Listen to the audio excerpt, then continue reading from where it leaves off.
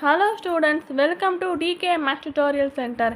இப்போ நம்ம பார்க்க போகிறது சாப்டர் 7ல் எக்ஸசைஸ் 7.2ல் செகண்ட் சம் பார்க்க போகிறோம்ப்பா. இப்போ செகண்ட் சம் என்ன கொடுத்துருக்காங்கன்னு கொஸ்டின் நான் ரீட் பண்ணுறேன். A cylindrical glass with diameter 20 centimetre. அதாவது ஒரு சிலிண்ட்ரிக்கல் கிளாஸ் இருக்குது, அந்த கிளாஸோட டயமீட்டர் வந்து 20 சென்டிமீட்டர் கொடுத்துருக்காங்க. Has water to a height of 9 centimetre. அந்த கிளாஸுக்குள்ளே வாட்டர் இருக்குது, அந்த வாட்டர் வந்து 9 சென்டிமீட்டர் அளவில் இருக்குது அப்படின்னு கொடுத்துருக்காங்க. ஸோ இந்த ஒரு லைன், இந்த ஒரு ஸ்டேட்மெண்ட் இருக்கு இல்லையா, இதை நான் வந்து டயக்ராமாக போட்டு உங்களுக்கு புரியறதுக்காண்டி எக்ஸ்பிளைன் பண்ணுறேன், நோட் பண்ணிக்கோங்க.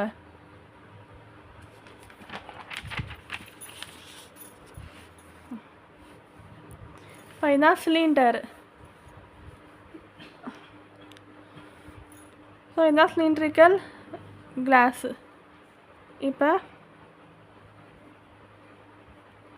இப்போ இதோட டயாமீட்டர் தான், ஃபுல்லாக டயாமீட்டர் தான் என்ன கொடுத்துருக்காங்க, 20 சென்டிமீட்டர் கொடுத்துருக்காங்க.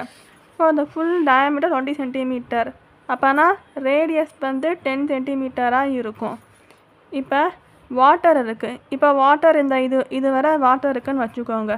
ஸோ இதோட ஹைட்டு வந்து 9 சென்டிமீட்டரில் இருக்குது அப்படின்னு கொடுத்துருக்காங்க. அப்புறம் ரெண்டாவது ஸ்டேட்மெண்ட் என்ன கொடுத்துருக்காங்கன்னா, a small cylindrical metal of radius 5 centimetre and height 4 centimetre. அதாவது சிலிண்ட்ரிக்கல் மெட்டல் இருக்குது, அதோட ரேடியஸ் 5 சென்டிமீட்டர், ஹைட்டு வந்து 4 சென்டிமீட்டர். இப்போ சிலிண்ட்ரிக்கல் மெட்டல்னால் இப்போ இந்த மாதிரி ஒரு சிலிண்டர் ஷேப்புக்கு ஒரு மெட்டல் இருக்குது. அந்த மெட்டல் வந்து அதோட ரேடியஸ் வந்து 5 சென்டிமீட்டர்,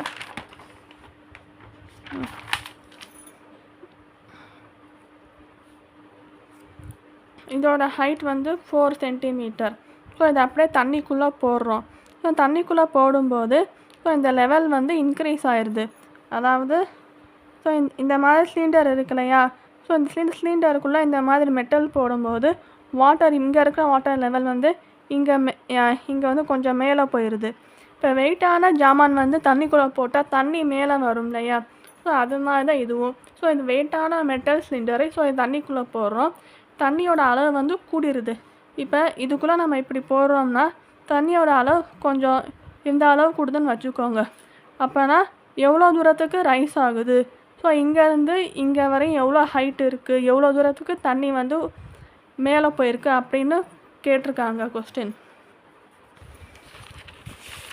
இதுதான் இந்த calculate the rise of the water in the glass அப்படின்னு கேட்டிருக்காங்க.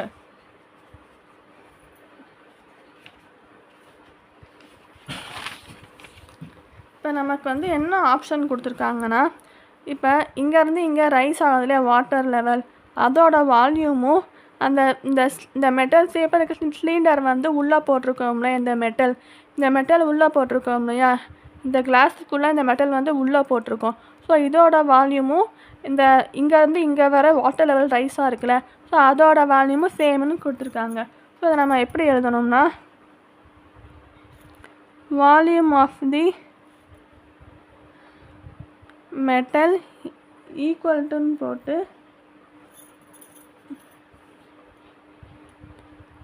வால்யூம் டு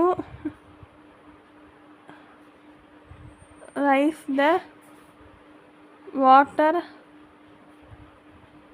லெவல் அப்படின்னு எழுதிடணும். இப்போ வால்யூம் ஆஃப் த மெட்டல் சிலிண்டரோட ஃபார்முலா என்னது, 5r²h தானே. இங்கே r1 h1 போடுறோம். இப்போ ரேட்டியோ ஃபார்மேட்டில் எழுதுங்க, அப்போ தான் நமக்கு வந்து ஹைட் வந்து கண்டுபிடிக்க முடியும். அதை வாட்டர் லெவலோட வால்யூம் வந்து 5r²h அப்படின்னு போட்டு இங்கே r2 h2ன்னு போடணும். இப்போ 5ஓட வேல்யூ 22/7ன்னு போடுறோம். இப்போ r1ஓட வேல்யூ என்னது, இப்போ சிலிண்டரோட ரேடியஸ் என்ன கொடுத்துருக்காங்க கொஸ்டினில், 5 சென்டிமீட்டரும் கொடுத்துருக்காங்க. ஸோ இந்த 5² வந்து 5 × 5ன்னு போடணும்.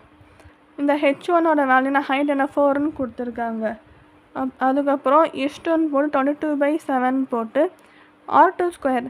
r2ங்கிறது எதுப்பா, இங்கே கொஸ்டினை கொடுத்துருக்காங்க இல்லையா, ஆர்ட்டுங்கிறது இது எது? வாட்டர் லெவலோட ரேடியஸ். இப்போ இந்த வாட்டரோட ரேடியஸ் என்ன இருக்கும்?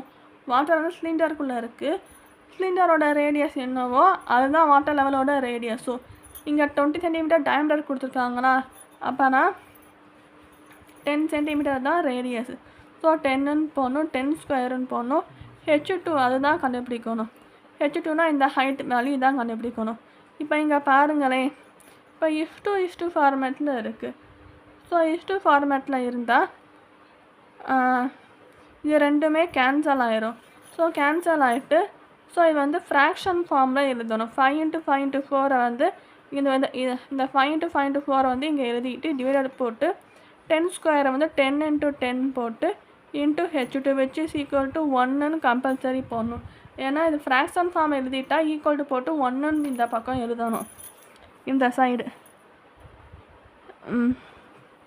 இந்த சைடு ஈக்குவல் டு 1ன்னு போடாமல் விட்டுறக்கூடாது, 1ன்னு போடணும். ஏன்னா 1ன்னு போட்டால் தான் இது அப்படியே இந்த கீழே இருக்க இந்த பக்கம் போகும்போது 1 × 10 × 10 H2ன்னு வரும். இந்த சைடு அப்படியே இங்கே எழுதிடலாம். இங்கே 1ன்ற வேல்யூ இருக்குதுன்னு அர்த்தம். இப்போ இது ரெண்டையும் கேன்சல் பண்ணால் 2 வரும், இதை ரெண்டையும் கேன்சல் பண்ணால் 2 வரும். ஸோ இதை வந்து கேன்சல் பண்ணால் 2 வரும், இதை ரெண்டையும் கேன்சல் பண்ணால் கடைசி கிடைக்கிறது 1 மட்டும்தான் இங்கே கிடைக்கும். ஸோ 1/H2 = 1, H2 = 1 தான் வரும். ஸோ H2 இந்த பக்கம் போனால் 1 = 1 இங்கே போட்டு ஈக்குவல் டு இங்கே போட்டு இந்த 1 × இந்த H2 இங்கே போனால் என்ன வரும்? 1 தானே வரும். அப்போனா ஹைட்டோட வேல்யூ 1 சென்டிமீட்டர். ஸோ நீங்கள் எடுத்து எழுதும்போது the rise of water level in the glass is 1 centimeter அப்படின்னு எழுதணும். இந்த நான் எழுதவா? the rise of water level in the glass is equal to 1 centimeter. Hi guys, இந்த சம் ரொம்ப ஈஸி தான். 1க்கு 2-3 தடவை வீடியோ கண்டினியூஸாக பொறுமையாக வாட்ச் பண்ணுங்கள், கண்டிப்பாக அண்டர்ஸ்டாண்ட் ஆகும். ப்ளீஸ் சப்ஸ்கிரைப் பண்ணுங்கள், லைக் பண்ணுங்கள். ஏதாவது டவுட்னா கமெண்ட்ஸில் கேளுங்க, எக்ஸ்பிளைன் பண்ணுறேன். தேங்க்யூ ஸோ மச் ஃபார் வாட்சிங் தி வீடியோ.